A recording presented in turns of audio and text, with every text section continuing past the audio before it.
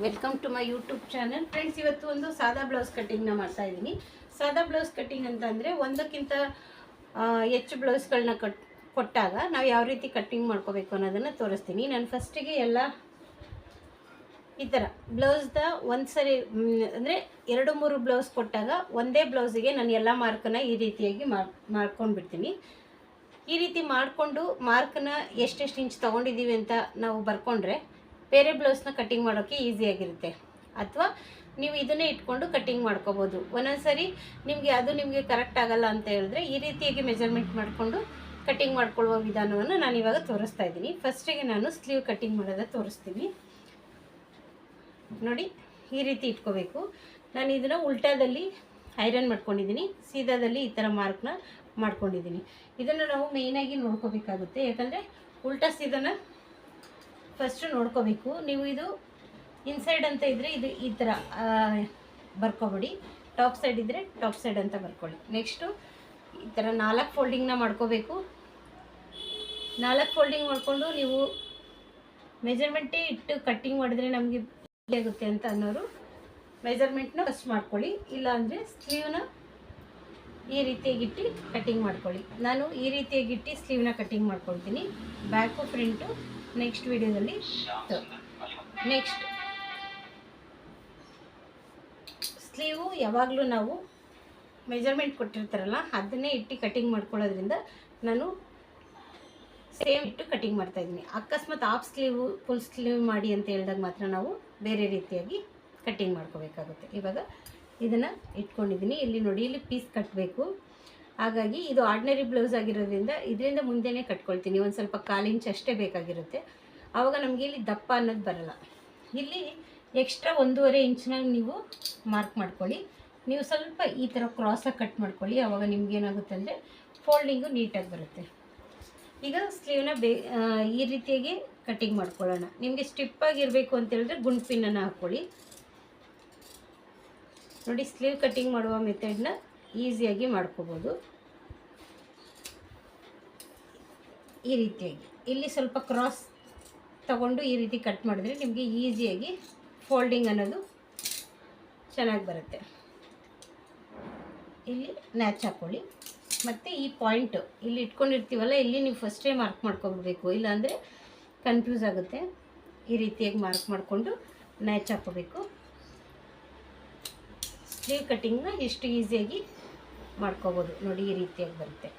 ಆಯಿತಾ? ಇವಾಗ back cutting ಯಾವಾಗಲೂ ಉಲ್ಟಾದಲ್ಲೇ ನೀವು ಕಟ್ಟಿಂಗ್ನ ಮಾಡ್ಕೋಬೇಕಾಗುತ್ತೆ.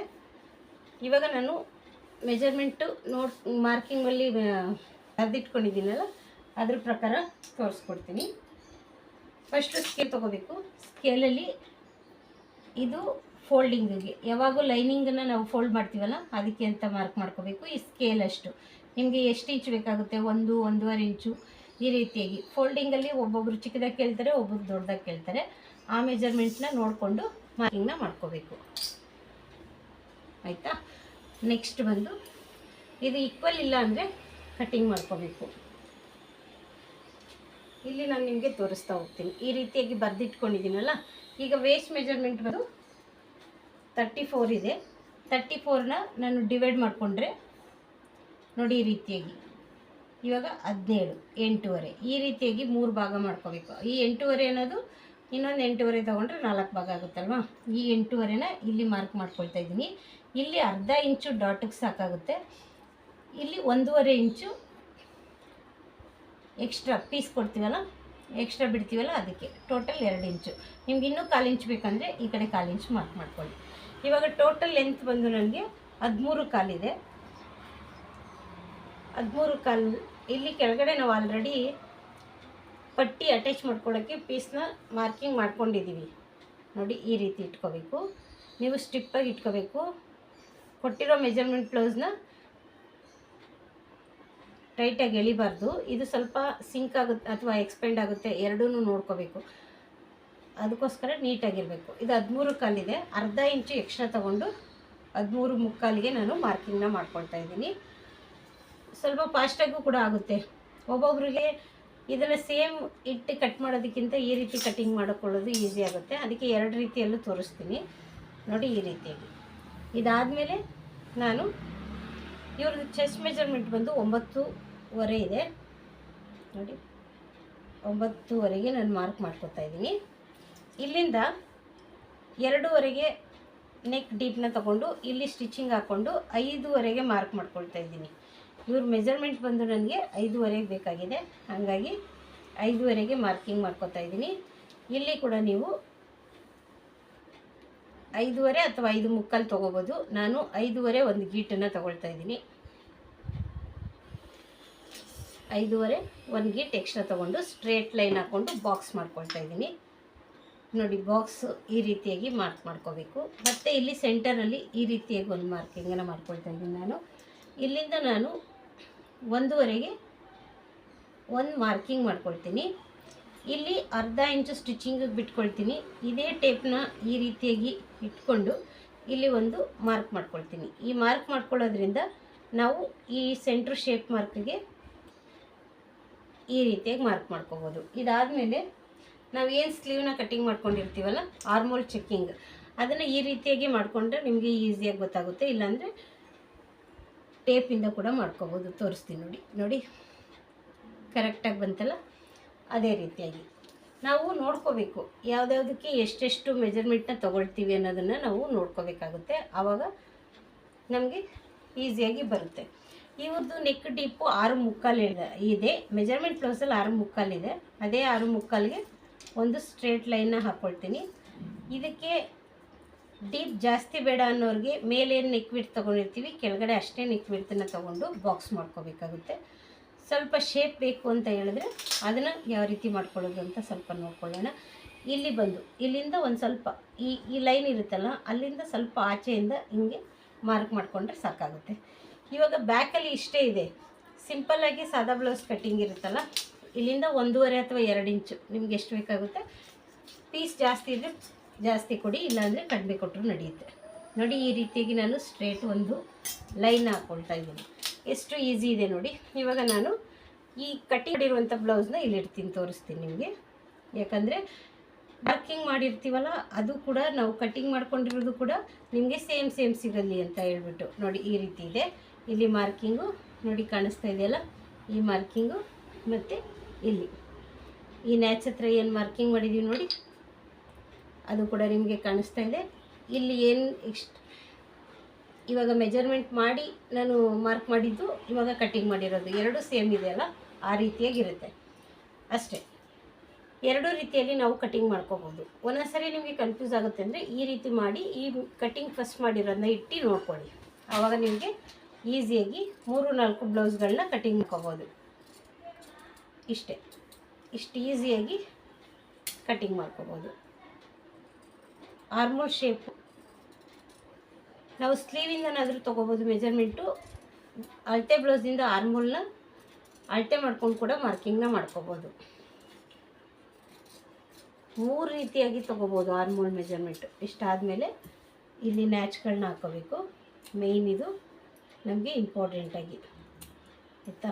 ಇಲ್ಲಿ ಕೂಡ ನಾನು ಈ ರೀತಿಯಾಗಿ ಹಾಕ್ಕೊಳ್ತಾ ಇದ್ದೀನಿ. ನೀವು ಬ್ಯಾಕ್ ಶೇಪ್ನ ಆಮೇಲೆ ಕಟ್ಟಿಂಗ್ ಮಾಡ್ಕೋಬೇಕು, ಫಸ್ಟೇ ಕಟ್ಟಿಂಗ್ ಮಾಡ್ಕೋಬಾರ್ದು ಆಯಿತಾ. ಇವಾಗ ಬ್ಯಾಕ್ ಕಟ್ಟಿಂಗ್ ಆಗಿದೆಯಲ್ಲ, ಇವಾಗ ಫ್ರಂಟ್ ನೋಡಿ ಈ ರೀತಿಯಾಗಿರಬೇಕು. ನಿಮಗೆ ಬೆಲ್ಟ್ ಬೇಕು ಅಂತ ಹೇಳಿದ್ರೆ ಬೆಲ್ಟಿಗೆ ಎಷ್ಟು ಪೀಸ್ ಬೇಕಾಗುತ್ತೆ ಅಂತ ಇಲ್ಲಿ ನೋಡ್ಕೋಬೇಕು. ಉಕ್ಸ್ ಪಟ್ಟಿ ಕಡೆ ಆಗಲಿ ಕಾಜಾ ಪಟ್ಟಿ ಕಡೆ ಆಗಲಿ ಈ ರೀತಿಯಾಗಿ ಇಟ್ಕೊಳ್ಳಿ. ಈ ರೀತಿ ಇಟ್ಕೊಂಡು ಒಂದು ಅರ್ಧ ಇಂಚನ್ನ ಬಿಟ್ಕೊಳ್ಳಿ ಎಕ್ಸ್ಟ್ರಾ ಆಯಿತಾ. ಅರ್ಧ ಇಂಚ್ ಬಿಟ್ಟು ಈ ಥರ ಸ್ಟ್ರೇಟಾಗಿ ಕಟ್ಟಿಂಗ್ ಮಾಡ್ಕೊಳ್ಳಿ. ಇದಾದಮೇಲೆ ಇಲ್ಲಿ ಕರಾ ಪೀಸ್ ಇರುತ್ತೆ ನೋಡಿ, ಈ ಕರಾ ಪೀಸ್ನ ಕಟ್ಟಿಂಗ್ ಮಾಡ್ಕೊಬಿಡಿ. ಆರ್ಡಿನರಿ ಬ್ಲೌಸಲ್ಲಿ ಕರಾ ಪೀಸ್ ಅನ್ನೋದು ಸ್ವಲ್ಪ ನೀಟಾಗಿ ಕುತ್ಕೊಳ್ಳಲ್ಲ. ಪೀಸ್ ಸಾಲ್ಟೇಜ್ ಇದ್ದಾಗ ಮಾತ್ರ ಅದನ್ನು ಯೂಸ್ ಮಾಡ್ಕೋಬೋದು ಪಟ್ಟಿಗಳಿಗೆ ಆಯಿತಾ. ಇವಾಗ ಇಷ್ಟಾಯಿತು. ಇಲ್ಲಿಗೆ ನಾನು ಒಂದು ಸ್ಟ್ರೇಟ್ ಲೈನ್ನ 1/4 ಇಂಚಿಗೆ ಸ್ಟ್ರೇಟ್ ಲೈನ್ನ ಈ ರೀತಿಯಾಗಿ ಹಾಕ್ಕೊಳ್ತೀನಿ. ಇದಾದಮೇಲೆ ಮತ್ತೆ ಮೆಜರ್ಮೆಂಟ್ ಮಾಡ್ಕೊಳ್ಳೋದೇನಿಲ್ಲ. ಈ ಬ್ಯಾಕ್ ಏನಿರುತ್ತೆ ಈ ಬ್ಯಾಕ್ನ ಇಟ್ಕೊಂಡು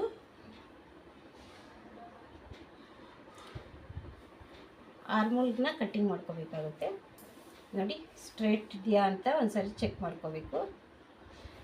ಇಲ್ಲಿ ನಮಗೆ ಸ್ಟ್ರೇಟ್ ಬರಲೇಬೇಕು. ಇದಾದಮೇಲೆ ಇದಕ್ಕೆ ನಾವು ಎಕ್ಸ್ಟ್ರಾ ಪಟ್ಟಿ ಎಲ್ಲ ಏನಿಲ್ವಲ್ಲ, ಆರ್ಡಿನರಿಯಲ್ಲಿ ಬ್ಯಾಕಲ್ಲಿ 1.5 ಇಂಚ್ ಬಿಟ್ಟಿರ್ತೀವಲ್ಲ ನೋಡಿ ಈ ರೀತಿಯಾಗಿ. ಆಮೇಲೆ ಇಲ್ಲೇನು ಮಾರ್ಕಿಂಗ್ ಇರುತ್ತೆ ಇಲ್ಲಿ ಫಸ್ಟೇ ಈ ಥರ ಮಾರ್ಕಿಂಗ್ ಮಾಡ್ಕೊಂಬಿಡಿ. ನೆಕ್ಸ್ಟ್ ಬಂದು ಫಾರ್ಮಲ್ದು ಶೇಪ್ ಏನಿರುತ್ತಲ್ಲ ಬ್ಯಾಕ್ ಕಟ್ಟಿಂಗ್ ಮಾಡಿರ್ತೀವಲ್ಲ ಅದೇ ಎಡ್ಜಿಗೆ ಕರೆಕ್ಟಾಗಿ, ನಿಮ್ಗೆ ಅದು ಕರೆಕ್ಟಾಗಿ ಬರ್ತಾ ಇಲ್ಲ ಅಂದರೆ ಮಾರ್ಕಿಂಗ್ ಮಾಡ್ಕೊಳ್ಳಿ. ನೋಡಿ ಈ ರೀತಿಯಾಗಿ ಸ್ಟ್ರೇಟಾಗಿ ನಾನು ಕಟ್ಟಿಂಗ್ನ ಮಾಡ್ಕೊಳ್ತಾ ಇದ್ದೀನಿ ಆಯ್ತಲ್ಲ. ಈಗ ನಮಗೆ ಬ್ಯಾಕ್ ಪಾರ್ಟ್ ಅನ್ನೋದು ಬೇಡ, ಈಗ ತೆಗೆದುಬಿಡೋಣ. ಇಲ್ಲಿ ನ್ಯಾಚಿಗೆ ಒಂದು ಮಾರ್ಕು, ಇಲ್ಲಿ ಒಂದು ಫ್ರಂಟಿಗೆ ಒಂದು ಮಾರ್ಕ್ ಮಾಡ್ಕೊಂಡಿದ್ದೀವಲ್ಲ, ಈ ನ್ಯಾಚಿಗೆ ನಾನು ಒಂದು ಕಟ್ಟಿಂಗ್ನ ಮಾಡ್ಕೊಳ್ತಾ ಇದ್ದೀನಿ. ನೆಕ್ಸ್ಟು ನಾನಿಲ್ಲಿ ಬ್ಯಾಕ್ನ ಫಸ್ಟೇ ಮಾರ್ಕ್ ಮಾಡಿಕೊಂಡು ಏನು ಅಂತ ಬರೆದಿಟ್ಕೊಂಡಿದ್ದೀನಿ, ಯಾಕಂದರೆ 2-3 ಬ್ಲೌಸ್ ಇದ್ದಾಗ ನಾನು ಈ ರೀತಿಯಾಗಿ ಮಾಡ್ಕೊಳ್ತೀನಿ. ಅದಾದಮೇಲೆ ಟೇಪ್ನ ತೊಗೋಬೇಕು.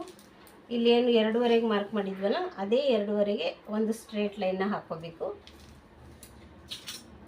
ಈ ರೀತಿಯಾಗಿ ಸ್ಟ್ರೇಟ್ ಲೈನ್ ಹಾಕ್ಕೊಳ್ಳೋಣ. ಮತ್ತು ಇಲ್ಲಿ ಕೂಡ ಒಂದು ಬಾಕ್ಸ್ ಮಾಡ್ಕೋಬೇಕು, ಶೇಪ್ ತೆಗಿಬೇಕಲ್ಲ ಫ್ರಂಟು, ಅದಕ್ಕೆ ಈ ರೀತಿಯಾಗಿ ಒಂದು ಬಾಕ್ಸ್ನ ಹಾಕ್ಕೊಂಡು ಇಲ್ಲಿ ಅರ್ಧ ಇಂಚಿಗೆ ಮಾರ್ಕ್ ಮಾಡ್ಕೊಳ್ಳಿ. ನೆಕ್ಸ್ಟ್ ಬಂದು ಇಲ್ಲಿ ಅರ್ಧ ಇಂಚಿಗೆ ಇಲ್ಲೊಂದು ಮಾರ್ಕ್ ಮಾಡ್ಕೊಳ್ಳಿ. ಮಾರ್ಕ್ ಮಾಡಿಕೊಂಡು ಶೇಪ್ಗೆ ಈ ರೀತಿಯಾಗಿ ಮಾರ್ಕ್ ಮಾಡ್ಕೊಳ್ಳಿ. ಈಗ ನಾನು ಇಲ್ಲಿ ಬರೆದಿಟ್ಕೊಂಡಿರೋದ್ರಿಂದ 6.5 ಈ ರೀತಿಯಾಗಿ ಮಾರ್ಕ್ ಮಾಡ್ಕೊಳ್ತೀನಿ. ಇಲ್ಲಿ ಕೂಡ 6.25ಗೆ ಫ್ರಂಟ್ ಓಪನಿಂಗ್ ಮಾರ್ಕ್ ಮಾಡ್ಕೊಳ್ತಾ ಇದ್ದೀನಿ. ಈ ರೀತಿಯಾಗಿ ಮಾಡಿಕೊಂಡು ಇಲ್ಲಿಂದ ಒಂದು ಸ್ವಲ್ಪ ಶೇಪ್ನ ಕೊಡ್ತಾ ಇದ್ದೀನಿ ಫ್ರಂಟ್ ಶೇಪ್ಗೆ. ಇದಾದಮೇಲೆ ಟೋಟಲ್ ಬಂದು 5.25 ಬರುತ್ತೆ. 5.25ಗೆ ಇಲ್ಲಿ ಒಂದು ಮಾರ್ಕ್ ಮಾಡ್ಕೊಳ್ತಾ ಇದ್ದೀನಿ. ಫ್ರಂಟ್ ಡಾಟ್ ಬಂದು ಮೇಲಿಂದ 10, ಕೆಳಗಡೆ 3.25 ಇದೆ, 3.25ಗೆ ಒಂದು ಮಾರ್ಕ್ ಮಾಡ್ಕೊಳ್ತಾ ಇದ್ದೀನಿ. ಈ ಪಟ್ಟಿಯಿಂದ ಇಲ್ಲಿಗೆ ನಮಗೆ 3.25 ಇದೆ, 3.25ಗೆ ಒಂದು ಮಾರ್ಕ್ ಮಾಡ್ಕೊಳ್ತಾ ಇದ್ದೀನಿ. ಇಲ್ಲಾಂದರೆ ನೀವು ಈ ರೀತಿಯಾಗಿ ಹಿಂಗೂ ಮಾರ್ಕ್ ಮಾಡ್ಕೋಬೋದು. 3.25ಗೆ ಒಂದು ಮಾರ್ಕ್ ಮಾಡ್ಕೊಳ್ತಾ ಇದ್ದೀನಿ.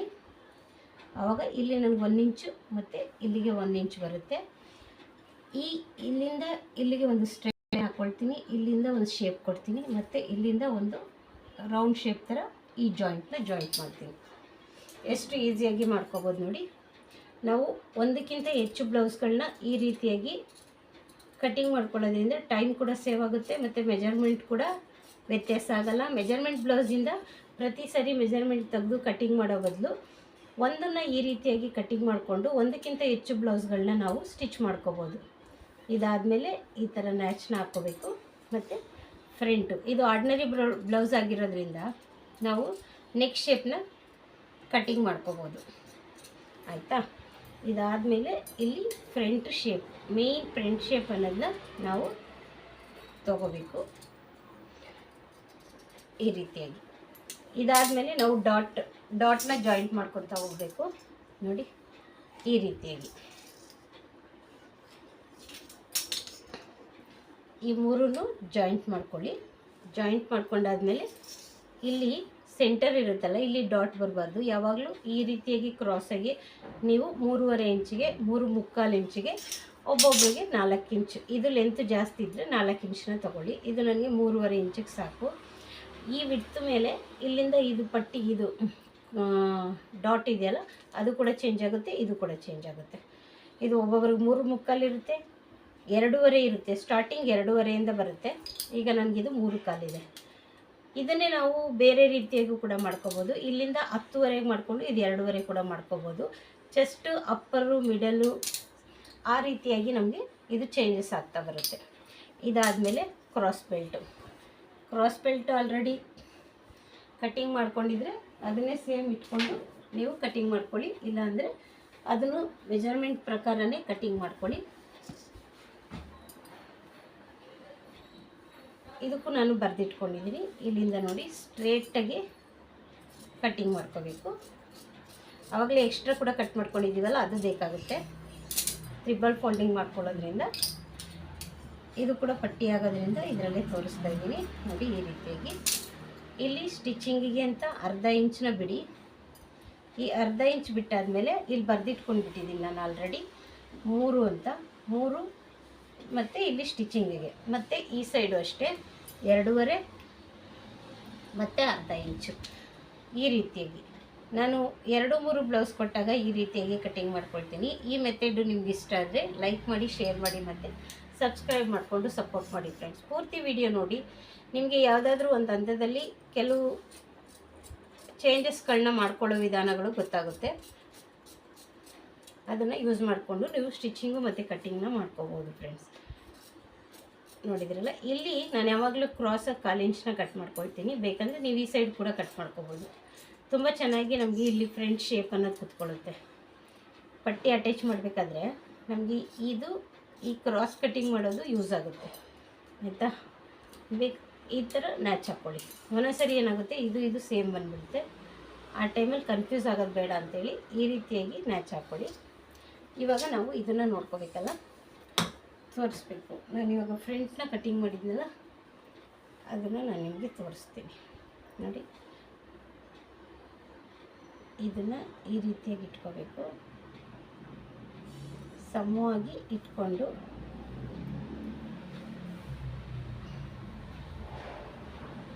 ನೋಡಿದರೆ ನಮಗೆ ಸೇಮ್ ಮೆಜರ್ಮೆಂಟ್ ಸಿಗುತ್ತೆ. ನೋಡಿದ್ರಲ್ಲ, ಈ ರೀತಿಯಾಗಿ. ಅಕಸ್ಮಾತ್ ನಾವೇನಾದ್ರು ಶೇಪಲ್ಲಿ ಏನಾದ್ರು ಹೆಚ್ಚು ಕಮ್ಮಿ ಮಾಡಿದರೆ ಈ ರೀತಿಯಾಗಿ ಟ್ರಿಮ್ ಮಾಡ್ಕೊಳ್ಳಿ. ನಿಮಗೆ ಈಸಿಯಾಗಿ ಕಟಿಂಗ್ ಮಾಡ್ಕೊಬೋದು ಫ್ರೆಂಡ್ಸ್. Thank you.